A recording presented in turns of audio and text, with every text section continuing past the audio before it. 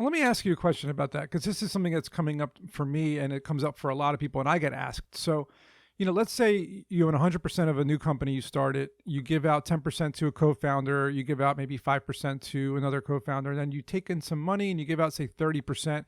Maybe you're left with like 55% of the company. You're already kind of at that point where you're starting to be careful, right?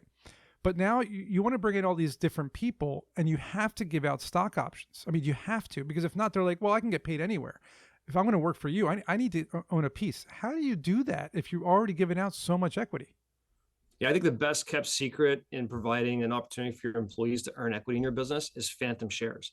One of the things I've done a lot is you have Class A shares, where there's the voting shares of the company. You just articulated a potential cap table there.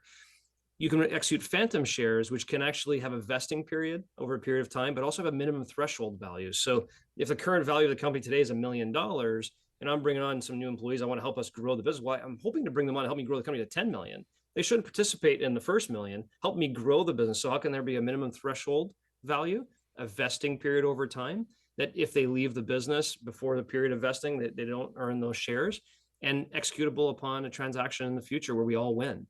So get them tied into the growth aspect of the business, So, not necessarily the actual real equity. right, and I've used phantom shares in the past, maybe a decade ago. I haven't used them in a while. In this case, for people listening, because they're probably going to ask me later, I'm going to just send this podcast episode and say, so in this case, let's say you want to go from $1 million to $100 million value, right?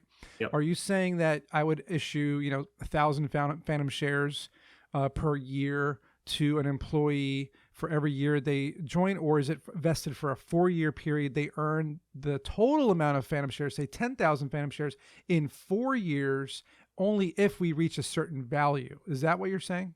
Yeah, the vesting period we've used, for example, let's say the current company value is $1 million.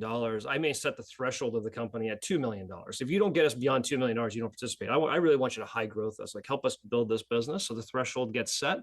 And then we do a 5-year vesting period where it's a cliff. So the first 3 years, you got to stay in the business for 3 years before you start participating. But after year 3, you now have 60% of the shares we've allocated to you.